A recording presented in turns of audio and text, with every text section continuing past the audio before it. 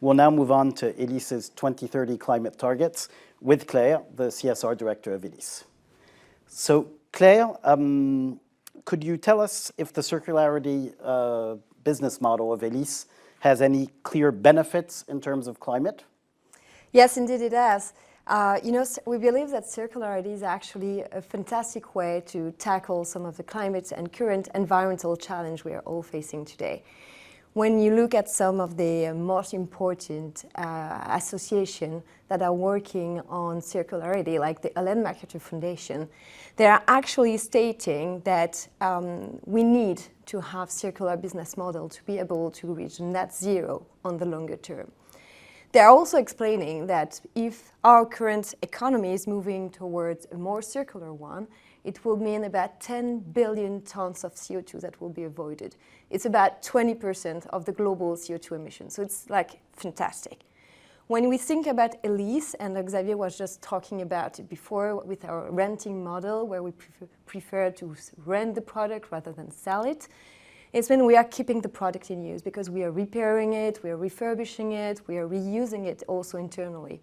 And by doing all of this, we actually avoid consuming resources, and so we avoid also CO2 emissions. So for our customers, it's actually a fantastic opportunity to go away from single use or acquisition or ownership, and at the same time reduce their emissions of CO2. Mm-hmm. And since when has Elis been engaged on climate matters, and what have you achieved to date? Well, we have been engaged for several years now, and actually we have a long-standing commitment, and we have targets until 2025. These targets that are part of our CSR engagement program cover the 3 scopes of emissions. So you're probably familiar with it, but you have scope 1, scope 2, and scope 3. And when you look at our targets, they are covering these 3 scopes. Some of them, we are on track on all of them, but on some of them we have actually outperformed the performance, especially on the CO2 intensity. On the CO2 intensity, so the kilogram of CO2 per tons of linen delivered, we were targeting minus 20% by 2025, and we are actually already at 25% at end 2022, which is a great performance. But what makes us even more happy and proud is that between 2019 and 2022, we actually managed to reduce our total CO2 emissions, so really the absolute value, by 17.5%. So it's a huge achievement thanks to all the hard work of all Elis team. And on top of that, I will just add that this engagement that we have is not just us telling it, it's also ESG rating agency. The CDP, which is, I think, the leader in terms of carbon assessment, has actually awarded us with an A- score last year, so positioning us into the leadership category. So those are the achievements to date, but what are the new targets that you're announcing today? So we are very proud to be announcing today and share with all the market here our new targets. So on scope 1 and 2, those that are linked to energy, we are targeting to reduce our emission by minus 47.5%. And on scope 3, so which is linked to all the other procurement, upstream freight, and so on, we are targeting minus 28%. These targets are aligned with the Paris Agreement. So back in 2015, we had the COP21, and we set up ambitious targets as I will say, a society. So with those targets, the group Elis will be doing its share to make the global effort that is required. And I would like also to share fantastic news and one that we are very happy with also, that we have those targets validated by the SBTi, so increasing even more the credibility and the ambition of those targets. Mm-hmm. So reducing your CO2 emissions by on scopes 1 and 2 by nearly half, since you've announced a target of 47.5%, that seems like a lot, especially in a context of continuous growth in the business. So can you tell us a bit more about how you're going to achieve this target?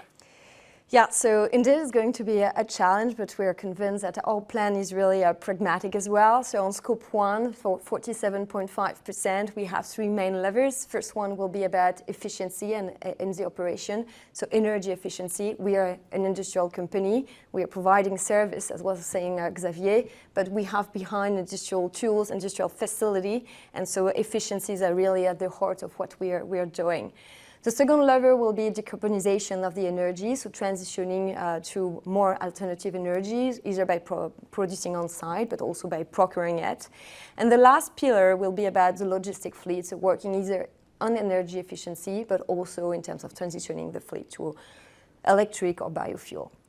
On the Scope 3, where the target's minus 28%, same, we will have an efficiency lever where we will be working on all our operational practices with our customers. Then there will be the product, of course, so trying to work on reducing the impact of the product, working on eco-design, material selections, and also working with our suppliers. And last but not least is all the freight and the transportation. So how can we make the transportation upstream, so before our sites, more virtuous, and also working with our employee to try to engage them into alternative behaviors. So on scopes 1 and 2, to go back to that, what levers can you activate to achieve these objectives? So on scope 1 and 2, we have, you can see that on the screen, but we have different levers that we have identified. And if you look carefully, you can see that most of the levers are actually really linked to energy efficiency. That's most of the gain that are behind it. And then you have renewable energy and also the logistic optimization and transitioning. They are very important also because they are what is the most visible for our customers. And precisely on that, what role will energy efficiency play in achieving these targets? So on energy efficiency, once more, it's the best energy, I think, is the one we are not consuming. So first target is really going to be on this pillar. We have two things. First, we will be looking on energy efficiency project and approaches that we know are effective, that we have already tested and made for the past years, that will be contributing to 50% of the gain, meaning that for 50% of the gains, we are very certain that we can achieve them and also have financial savings behind it. For the others, it means that we have actually performed quite a lot of work in the past coming months with Elis teams to review the market, other industries, what we were actually doing and what we could be adapting to our operational and industrial facilities. And so we have identified very promising technologies that we are currently experimenting, so doing what we call proof of concept. And on these ones, that's where we will having tests, assessing really what are the benefits, but also the drawbacks. I like just to come back on the established technology because maybe it's not very clear for everybody around the table to understand how like a dryer press can really save energy. So today we wash the textile, the flat linen, and after what we do, we press it to withdraw some of the water because the goal, of course, is to dry it. And then we put it in a dryer where warm is removing the rest of the water. The idea is actually what we have noticed is you need less water when you're pressing mechanically, less energy when you're pressing mechanically to withdraw more water than if you are warming it. So just by switching from a normal press to a high pressure one, you will actually withdraw more water and you will need less energy, thermal energy, and so less gas at the end. So it's mechanically and mathematically savings that we can do with that. And what decarbonization actions will you be implementing? On the decarbonization aspect, the idea will be to work on-site and to produce more energy on-site, focusing especially on solar panels. So we have identified at least 50 projects that we want to launch in the next coming years, allowing us to produce. We're already doing that. We have some plans like in Barcelona, in Anderlecht, in Brussels, for example, where we are doing that. In Anderlecht, the electricity coming from the solar panels can cover up to 70% of the needs of the facility, which is a very good signal. We will be also looking on alternatives, ways of procuring energy, so there may be local opportunities. We will also look at what we call power purchase agreements, so very long-term energy contract, to see if it matches our needs and if we are confident with it. We will also experiment new technologies and new approach, and especially biomass in Europe. So we have a very long track record in terms of biomass usage in Latin America. In Brazil, 90% of the energy we are consuming is actually coming from biomass or wood residues. So we know how it works. But in Europe, it's not exactly the same situation. We have more densely population, densely territory. So what are the constraints? What are the costs also? So we want to assess all of this, make pilot project before moving forward and implementing in all the sites. And on logistics, which is your third pillar, what will you be doing?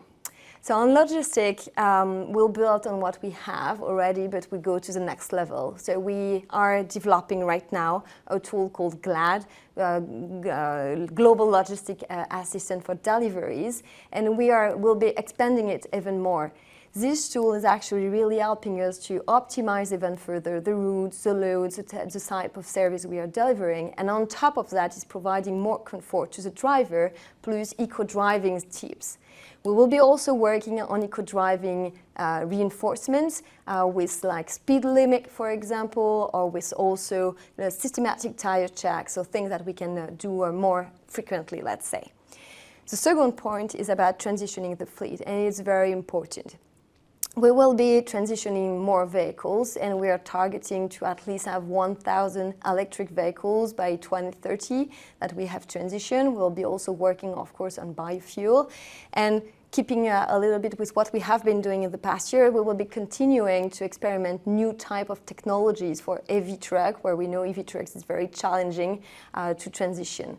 And just to give you an insight, we are receiving right now 50 electric trucks in France over the summer. So it's really a huge amount, especially when you know that the electric truck, EV truck sector is still at its early age. So moving on now to scope 3, what is your roadmap?